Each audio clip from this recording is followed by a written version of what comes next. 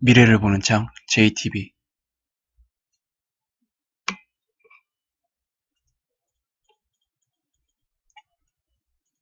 안녕하세요. JTB J입니다.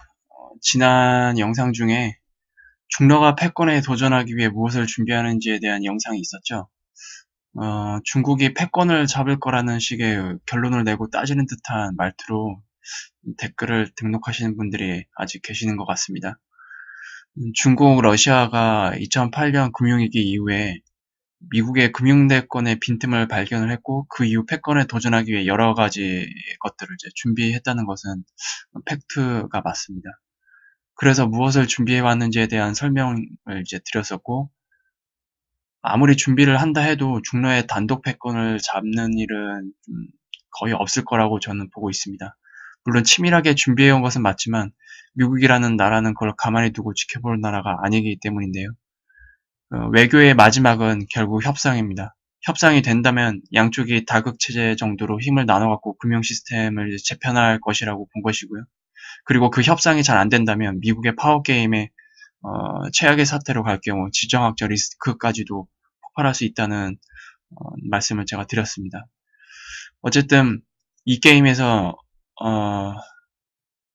그런 다극체제로 가든 아니면 미국이 중국을 제압하든 그 과정 속에서 일어나는 일들은 매우 고통스러울 거고요. 우리 입장에선 누구의 승리도 중요치 않습니다. 그리고 친중 세력이냐 뭐 빨갱이냐 이런 뭐 터무니없는 몰상식한 말 좀 안 했으면 좋겠고요. 제가 시간을 투자해서 저의 관점으로 최대한 객관적으로 정보를 나누고자 한 채널인데 이런 사람들 때문에 정치적인 성향까지 밝혀야 될 줄은 저는 생각도 못했습니다. 저는 정치적으로도 중도 성향입니다. 어떤 일이든 상황과 흐름에 따라서 같은 사안이라 할지라도 좀 보수적으로 풀어야 될 것이 있고요. 진보적으로 풀어야 될 것이 있다고 생각하는 사람입니다. 또한 요소마다 반드시 진보적으로 풀어야 될 문제가 있고 반드시 보수적으로 풀어야 되는 문제가 있다고 보는 사람인데요. 그것이 저는 합리적이라고 생각하기 때문입니다. 정치든 경제든 바라보는 시각 역시 천차만별이겠지만 저는 중도적인 입장에서 바라보고 말씀을 드린다는 점 참고해 주시길 바랍니다. 아마 중국을 매우 싫어하고 미국을 좋아하는 사람들의 입장에서는 지난 영상들이 매우 싫었을 것으로 저는 판단을 하고 있습니다. 그 외에 이런 것과 상관없이 보는 관점이 달라서 싫어하는 분도 분명 계시겠죠. 이해는 하겠지만 제 관점으로 보는 경제 이야기에 공감하시는 분은 구독을 하실 테고 공감을 절대 못하겠다 하시는 분은 그냥 각자의 관점대로 열심히 사시면 될 것으로 저는 보고 있습니다. 제가 다루고 있는 경제 컨텐츠는 매우 중요한 문제이기 때문에 순수하게 물어보시는 분들께 이제 최대한 답변하기 위해서 댓글 소통을 유지 중입니다. 앞서 말한 사람들 때문에 스트레스가 좀 많이 쌓이는 건 사실인데요. 물론 좋은 논리적인 비판 댓글도 있습니다. 저와 관점이 다르기 때문에 풀어가는 논리도 다를 것이기에 다른 분들도 판단하는 데 있어서는 도움이 될 것으로 생각을 하고 있고요. 그런 좋은 논리적인 비판 댓글은 좋은 현상이라고 생각하고 있습니다. 댓글 소통은 이제 앞으로 구독자가 늘어나고 이제 영상이 많아지면서 물리적으로 조금 어디까지 허용될지는 모르겠지만 좀 개선할 필요는 좀 있을 것 같고요. 어떤 식으로 개선할지는 저도 나름대로 고민을 해보겠습니다. 마지막으로 지표와 관련해서 중국과 우리나라 그리고 유럽도 같이 분석해달라는 분들이 계셨는데 이러한 수준의 지표를 제공하는 곳이 현재 미국뿐입니다. 저도 하고 싶지만 그럴 환경이 안 돼서 좀 아쉬울 따름인데요. 확실한 건 중국과 유럽은 현재 미국 상황보다 훨씬 안 좋다는 것이고 우리 같은 신흥국은 지표도 볼 것도 없을 것 같습니다. 글로벌 금융위기에 매우 취약한 구조를 가지고 있기 때문에 피해는 반드시 더 클 거라는 점 의견을 좀 말씀을 드립니다. 오늘 서론이 좀 너무 길었는데 저번에 이어서 오늘도 이제 지표로 보는 미국 경제 실체 이어나가도록 하겠습니다. 지표로 보는 경제이기 때문에 여기엔 정치적, 지정학적 변수는 포함하지 않고 순수하게 지표로만 해석한 것이니 좀 이 부분도 참고를 해주셨으면 좋겠습니다. 오늘의 첫 번째 지표는 미국의 실업률입니다. 지난 금융위기 저점에서 이제 10%까지 올라갔던 실업률이 현재까지 계속 하락 중에 있습니다. 올해 5월의 경우에는 이렇게 2000년 4월에 가장 낮았던 3.8%와 같았습니다. 저번 연준 의장이었던 옐런은 이 사이클에서 경제가 좋다고 할 지표가 없으니 뭐 늘 실업률이 낮아지고 있어서 경제가 좋다 이런 식으로 말했던 것으로 저는 이해하고 있습니다. 아마 당시 FOMC 의사록을 모두 챙겨보신 분은 아실 겁니다. GDP와 실업률 이 두 가지에 큰 포커스를 맞춰서 경제가 나아지고 있다 이런 식으로 언급을 했었고요. 저번 영상에서 언급해드린 GDP와 이 실업률 지표를 보고 그렇다고 한 것으로 보고 있습니다. 매번 이제 경기 침체가 오기 직전에 실업률을 보면 가장 낮았던 것을 볼 수 있습니다. 실업률이 낮으면 경기 침체가 오지 말아야 됩니다. 그거는 정상적인 사고고요. 그런데 실업률이 최저점에 이제 이르렀을 때 갑자기 경기 침체가 옵니다. 그러니까 저는 말씀을 드리고 싶은 거는 실업률이 낮아졌을 때 경기가 정말로 좋다면 저점이 이런 식으로 형성이 됩니다. 어느 일정한 이제 바닥권 실업률을 이제 형성했을 경우에는 이런 식으로 유지가 돼야겠죠. 근데 이런 구간이 나타나질 않고 있습니다. 실업률에서는. 그래서 저는 실업률 가지고 경기가 좋다, 안 좋다 라고 판단할 수 있는 객관적인 지표에 해당이 될까?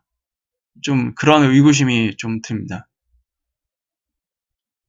이런 엉터리 지표를 보고 경제가 좋아지고 있다고 말하는 사람이 지금 연준 의장입니다. 그건 지금 연준 의장도 똑같죠. 보통 한 나라의 경제를 어느 한 지표로만 보고 판단할 수 없기 때문에 저는 여러분들과 여러 지표들을 이제 보고 있는 것이고요. 그런데 그 여러 지표들을 대부분이 앞으로 위기가 발생하면 더 큰 위기가 온다고 말해주고 있습니다. 그리고 실업률에는 이제 큰 맹점이 한 가지가 있는데요. 구직을 포기하는 사람은 실업률 통계에 이제 들어가질 않습니다. 따라서 반대로 이런 해석도 가능할 것입니다. 구직 자체를 포기하는 사람이 그만큼 많기 때문에 실업률이 저렇게 낮을 수도 있다는 그런 가설이 하나 만들어질 수가 있다는 것입니다. 꼭 그게 정답이라고는 할 수 없겠지만 반대로 지금 실업률이 낮아지고 있다고 해서 경제가 좋아지고 있다는 그런 내용도 역시 틀릴 수 있다는 걸 저는 말씀을 드리는 겁니다. 이미 지표에서도 지금 여러분들은 확인을 하실 수 있을 겁니다. 경제가 좋다면 실업률을 낮은 상태로 계속 유지가 돼야 되는데 그런 구간이 별로 나타나지 않습니다. 여기서도 갑자기 실업률이 올라가죠. 여기서도 갑자기 실업률이 올라가고 여기서도 갑자기 실업률이 올라갔습니다. 그리고 지금은 이제 최저점에 와 있고 저번 달에 다시 4.0으로 소폭 실업률이 올라갔는데 이 부분은 이제 추이를 좀 지켜봐야 될 것 같습니다. 그리고 이제 두 번째 차트를 한번 같이 보겠습니다. 두 번째 차트는 윌시어 5000 프라이스 인덱스입니다. 이제 윌시어 5000이라는 것은 이제 활발하게 거래가 이루어지고 있는 대부분의 장외 시장뿐만이 아니고요. 뉴욕 증권거래소, 아메리칸 증권거래소, 그리고 나스닥에 상장된 모든 주식들을 포함하는 주가 지수입니다. 굉장히 포괄적인 지수이고요. 2009년 초에 6,800이던 수치가 지금은 이제 8년 만에 420% 정도가 올라서 28,400이 됐습니다. 세계 경제는 이제 최강 경기로는 그렇지가 않은데 왜 이렇게 올랐는지 좀 더 다음 지표에서 같이 살펴보겠습니다.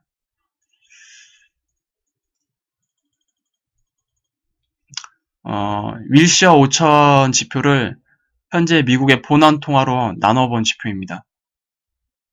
이 값은 이제 쉽게 말해서 늘어나고 있는 본원 통화량 대비 주가 지수의 실제 가치를 알아보는 지표입니다. 2000년에는 이제 고점이 23 정도였고요. 2007년에는 이제 금융위기가 오기 직전에 18 정도였습니다. 그리고 지금은 이제 7.5 정도에 머물러 있죠. 본원 통화를 많이 찍더라도 이 값이 이런 식으로 상승을 하면 기업들의 가치가 정말로 올라가고 있다는 긍정 신호이기 때문에 문제가 없을 겁니다. 하지만 미국의 금융화를 이제 선언한 이후에 발생했던 두 번의 큰 버블 붕괴를 겪는 과정에서 이 값은 이제 이렇게 고점이 낮아지고 저점도 낮아지는 커다란 하락 추세가 이제 만들어진 상태입니다. 지금 7.5 상태인데 반등이 더 이어지지 못하면 다음 금융위기에서 다시 한번 급락이 나오게 될 것입니다. 그때는 이 값이 1이 깨질지도 모릅니다. 1이 깨진다면 정말로 유례없는 일이 될 것입니다. 현재 본원 통화는 채권 발행을 통한 이제 부채가 기초 자산이기 때문에 이건 역시 부채인데요. 본원 통화라는 이제 부채로 주가 지수를 나눴더니 이 값이 하락한다는 것은 부채 대비 윌시어 5천의 가치가 낮아졌다는 뜻입니다. 곧 가계자산의 하나인 주식이 부채로 만들어졌다는 것이 되고요. 부채로 만든 것이 아니라면 본원 통화가 증가하더라도 이 그래프는 점진적으로 우상향을 그려야 될 것입니다. 그래서 좀 더 확실하게 보기 위해서 윌시어 5천 지수와 본원 통화로 나눈 윌시어 5천 값을 같이 한번 표기해 보겠습니다.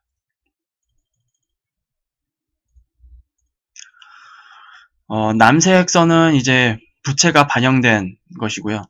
붉은색 선은 이제 부채가 반영되지 않은 값입니다. 부채가 반영된 값은 이런 식으로 이제 하락 추세인데,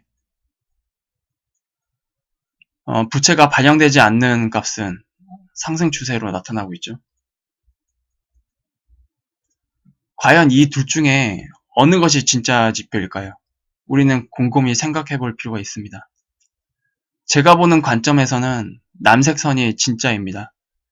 붉은색 선이 진짜라면 본원 통화를 지금보다 뭐 10배, 20배, 30배를 더 찍어도 가계자산을 늘려주면 될 것 아닙니까?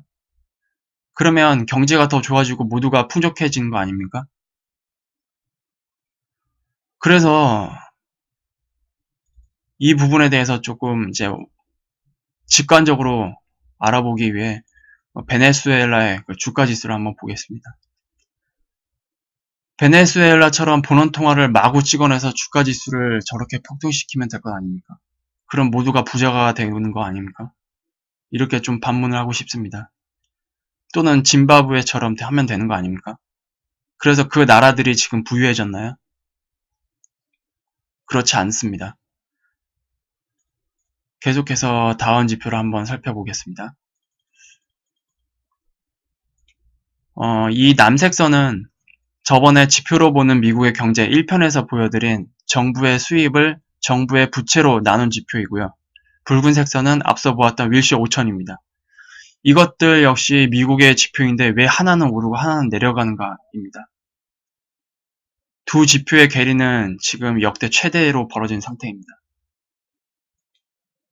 남색선은 실물경제 지표인데 실물경제 지표는 내려가지만 왜 주식시장은 하늘 높은 줄 모르고 저렇게 오르고 있는가 하는 겁니다.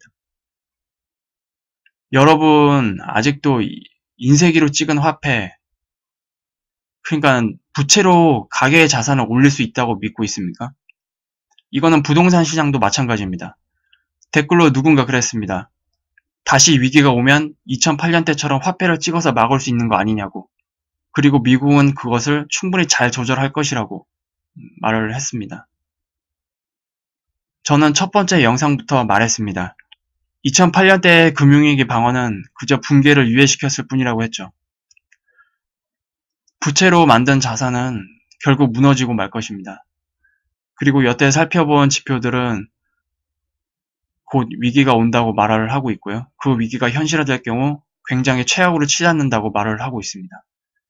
과연 어떤 것이 진짜인지, 또 여러분들은 무엇을 선택할 것인지, 그리고 모든 것은 여러분들이 판단하고 선택할 문제라고 생각을 합니다. 앞으로 구독자가 늘어날 경우 제가 모든 댓글을 보고 답변을 해드리는 거는 정말 힘들 거라고 말씀을 드렸는데요. 답변을 받지 못하더라도 크게 상심 마시고 제가 어떤 형태로든 소통할 수 있도록 제가 방안을 강구해 보겠습니다. 오늘은 직장인 분들을 위해서 점심시간 이제 끝나고 그 휴식 시간에 좀 영상을 볼 수 있게 준비를 하려고 이렇게 점심시간 때 좀 올려드리고 있는데요. 다음 영상에는 지금 이 지표로 보는 미국 경제 시리즈 마지막 편을 이제 보내드릴 예정입니다. 유익하게 보셨다면 구독, 좋아요 부탁드리고요. 다음 영상에서